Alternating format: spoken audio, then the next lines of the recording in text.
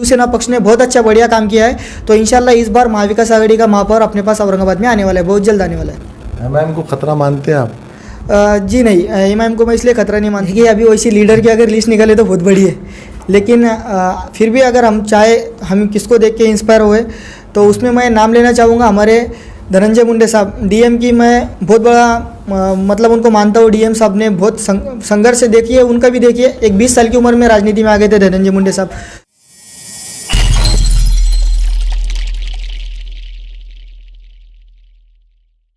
आज हम आपकी मुलाकात करने वाले हैं एक ऐसे शख्स से जिसने बहुत कम उम्र में जो है तो राजनीति के अंदर एक अपनी पहचान बनाई है, ख़ुद का एक ऐसा अपना वर्चस्व पैदा किया है जिसे लोग ना चाहकर भी जानने लगे हैं कि ये कौन है। हम आपका तारुफ कराते हैं उनसे। इरफान भैया पटेल, सफाई कामगार सेल उपाध्यक्ष महाराष्ट्र। इतनी कम उम्र में इतने बड़े पोस्ट पर जाना, ये जो राजनीति के अंदर है वो समझ सकता है कि कितनी तकलीफ़ें उठाना पड़ती है, कितनी कठिनाइयों का सामना करना पड़ता है। लेकिन इन्होंने आज सिर्फ 25 साल की उम्र में ये पद हासिल किया है। उनसे जानेंगे किस तरीके से राजनीति में आने का शौर पैदा हुआ, किस तरीके से एक इच्छा मन में जागी कि हमें राजनीति में जाना चाहिए। आइए उनसे बात करते हैं। आपका स्वागत है हमारे शो में। और हमारे दर्शकों को थोड़ा ये बताइए सर कि जब आपने सोचा कि अब मुझे राजनीति में जाना चाहिए, पहली पार्टी आपकी कौन सी थी? देखिए, उम्र की 20 साल के उम्र में मैंने राजनीति में आने का सोचा। सबसे पहले मेरी पार्टी थी टीपू सुल्तान पार्टी, जिसको कोई नहीं जान सकता था। उस पार्टी में मैंने 20 साल की उम्र में डिस्ट्रिक्ट लेवल से शुरुआत की थी। उसके बाद फिर मैंने 22 साल की उम्र में राष्ट्रीय जनता दल पक्ष है जो लालू प्रसाद यादव जी का पक्ष है, उनके पक्ष में गया। मराठवाड़ा अध्यक्षक वहाँ पर मैंने रहा। 2 साल उनके पास काम करने के बाद मैंने वंचित बहुजन आघाड़ी में कुछ समय के लिए, कुछ थोड़ा समय था उसके लिए मैंने वंचित में प्रवेश किया। लेकिन उसके बाद फिर मैं 1 साल पहले से आज राष्ट्रवादी कांग्रेस पक्ष में आया हूँ। आते बराबर मुझे सफाई कामगार सेल के राष्ट्रीय अध्यक्ष गोविंद परमार साहब ने मुझ पर भरोसा जताकर, विश्वास जताकर मुझे महाराष्ट्र प्रदेश उपाध्यक्षक बनाया है। तो आज मैं राष्ट्रवादी में उनकी बदौलत यहाँ पर आया हूँ। आगे हम आपसे ये जानना चाहेंगे कि आपने इतनी पार्टी चेंज की, सबसे बेहतर पार्टी, सबसे अच्छी पार्टी में कौन सी पार्टी में आपको लगा कि मैं ये पार्टी में जो है तो अच्छा काम कर रहा था, लेकिन अब कुछ ऐसी वजह आ गई कि मुझे अब पार्टी चेंज करना पड़ रही है? देखिए, मुझे अच्छा लगा था वंचित बहुजन आघाड़ी में काम कर क्योंकि अच्छा पक्ष था। हमारे वंचित जो लोग हैं, अल्पसंख्यक है, दलित है, जो भी लोग हैं, हमारे वंचित जो लोग थे उनके लिए पक्ष अच्छा काम कर रहा था। लेकिन कुछ गलतफहमी की वजह से मुझे पक्ष छोड़ना पड़ा, लेकिन पक्ष अच्छा काम कर रहा था। जी, आगे चलते। आगे हमारा सवाल ऐसा है, इतनी कम उम्र में इतनी बड़ी पोस्ट हासिल करना कैसा रहा?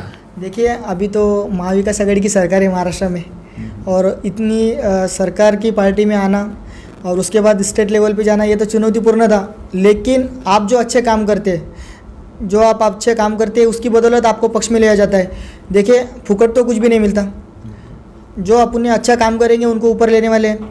आज मेरा काम इतना अच्छा चल रहा था, बढ़िया चल रहा था कि मुझे आज अजितदादा पवार के हाथ से मुझे लेटर आने वाला है कि मैंने अच्छा काम किया बोल के राष्ट्रवादी कांग्रेस पक्ष में। तो क्या है, काम के सिवाय आपको ये नहीं है। और रही बात 25 साल की उम्र में, उम्र का कोई भी मेरे हिसाब से उम्र राजनीति में कोई मायने नहीं रखती। मायने रखता है आपका अनुभव और आपके काम। जब तक आप लोगों की समस्या जब आप लोगों की समस्या छोड़ने लगेंगे, लोग आपको जानने लगेंगे, तो आपका नाम और आपका वर्चस्व अपने आप बढ़ेगा। जी, मैं एक पत्रकार हूं और एक ऑफ द रिकॉर्ड हमारी जब बात होती है, जो ये पोस्ट तक पहुंच जाते हैं या इसके ऊपर बड़ी पोस्ट पे, तो बताते हैं कि यार जो सीनियर रहते हैं वो बहुत टांग खींचते हैं, आगे बढ़ने देते नहीं है। ऐसा कभी आपके साथ में हुआ क्या? काम करते वक्त कठिनाइयों का सामना करना पड़ा आपको? मुझे तो आज तक ऐसा नहीं हुआ है। अगर ऐसा रहता था तो हमारे राष्ट्रीय अध्यक्ष गोविंद परमार साहब मेरा काम अजित दादा पवार के पास तक भेजते नहीं थे, और वो ना भेजते थे तो अजित दादा पवार मुझे लेटर ही नहीं भेजते थे, और ना उनको पता चलता था कोई इरफान पटेल औरंगाबाद में बैठा है। तो ऐसा कुछ भी नहीं है। हर पक्ष में देखिए, सबको लगता है हम ऊपर जाना चाहिए। अब जो नहीं जाते वो ऐसी बातें उड़ पड़ंग हरकतें करते हैं। बिल्कुल। आगे चलते हैं। जैसे लॉकडाउन जो गुजर रहा है, जो कोरोना काल आया है, तो इसमें आपने समाज सेवा भी की, तो सर ये पर्सनली आपके तरफ से था या पार्टी के तरफ से कुछ? देखिए, ये जो अभी सेकंड लॉकडाउन जो लगा था, जिसमें हमने कंटिन्यू लॉकडाउन में 500 लोगों को खाना दिया। उसके बाद भद्रा मारुति मंदिर, दौलताबाद येथील श्रीकृष्ण मंदिर, इनको हमने मास्क सैनिटाइज़र वाटप किए। इसमें कोई भी पार्टी का फंड नहीं था, ये हमने हमारे लेवल पे किया, हमने हमारी जेब से किए। लेकिन एक अच्छा लगा लोगों की मदद करके। जब लोग भूखे मर रहे थे सेकंड लॉकडाउन में, तो कोई भी बाहर निकलने को राज़ी नहीं था। फर्स्ट लॉकडाउन में तो भी किसी ने राशन किट दी, किसी ने घर पे जो मदद करना दी की, लेकिन सेकंड लॉकडाउन में तो कोई भी रोड पर उतरने के लिए राज़ी नहीं था। उस टाइम में हमने 500 लोगों को जब रोज़ खाना खिलाया तो उसकी खुशी एक अलग ही मिली हमें। जी, चलिए, ये तो समाज सेवा हो गई, लेकिन जो हमारे दर्शकों के मन में एक सवाल उठ रहा होगा, जो उम्र होती है पढ़ाई करने की या कुछ एक डिग्री हासिल करने की, आपने राजनीति में कदम रखा, किसको देखकर आपको जो है तो ऐसा लगा कि अब मुझे भी राजनीति करना चाहिए?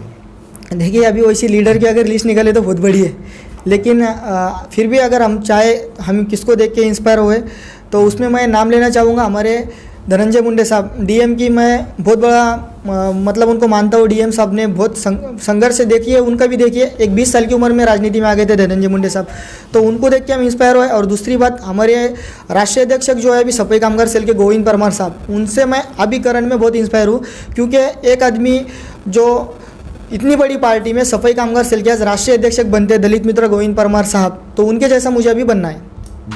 अभी आगे चलते हैं थोड़ा। हमें ऐसे पता चला है कि लोग आपसे जुड़ रहे हैं, कार्यकर्ता आपके पास खुद आकर के कह रहे हैं कि इरफान भैया हमको आपके साथ में काम करना है, तो कुछ पद वगैरह वितरण भी आपने आज यहाँ पे रखा है, उसके बारे में कुछ हमारे दर्शकों को।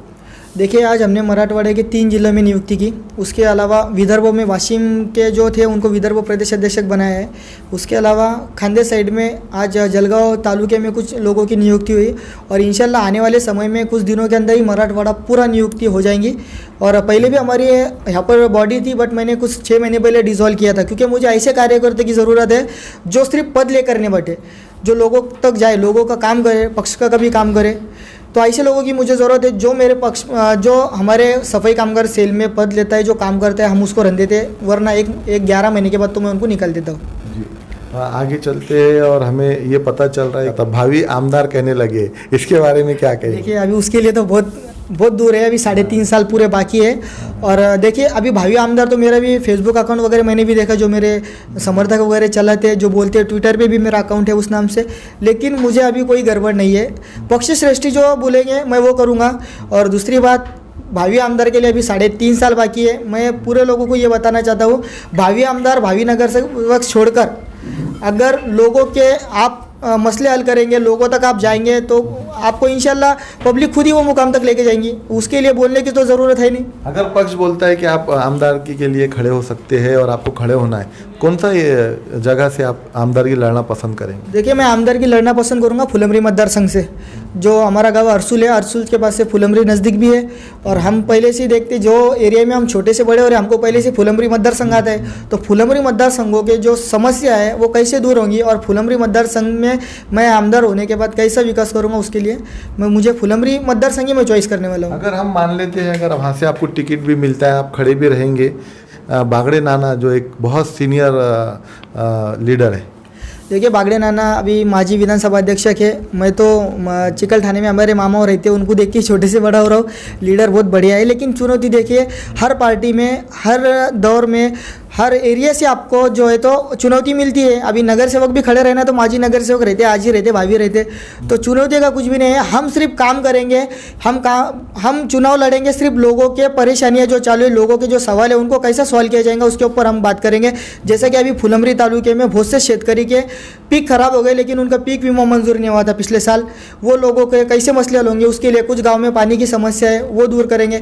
प्लस कुछ शेतकरी लोगों के लाइट बिल माफ़ नहीं हुए थे, तो वो कैसे माफ होंगे, शेतकरी के साथ में हम रहेंगे। क्योंकि देखो, अभी महाविकास आघाड़ी सरकार ने, जिसको नहीं मालूम होगा उनको एक बात बताना चाहता हूँ, महाविकास आघाड़ी सरकार ने शेतकरी के लिए एक बहुत अच्छा बिल अभी एक घोषणा की उन्होंने, जिसके अंदर उन्होंने बताया है जो शेतकरी लोग कंटिन्यू बराबर पैसे भरते, उनके लिए अभी 3 लाख रुपये बिना ब्याज, शेतकरी को पीक कर्जा पर बिना ब्याज 3 लाख रुपए देने वाले, तो ये शेतकरी के लिए हम कर रहे हैं। तो मेरा अभी जो फुलमरी मतदार संघ है उसमें ज़्यादातर तो मेरा खेड़ा गाँव है, तो मैं पहले मेरे शेतकरी बंधुओं के साथ हूँ, उनके साथ रहूँगा, उनके मसले पहले हल करूँगा, बात की तो अल्लाह मालिक है। चलिए, एक आखिरी सवाल औरंगाबाद के ऊपर आते हैं। औरंगाबाद में अभी महानगर पालिका के इलेक्शन की बहुत बड़ी सरगर्मी चालू है, आपको क्या लगता है महाविकास आघाड़ी इस बार महापौर बनाएंगी?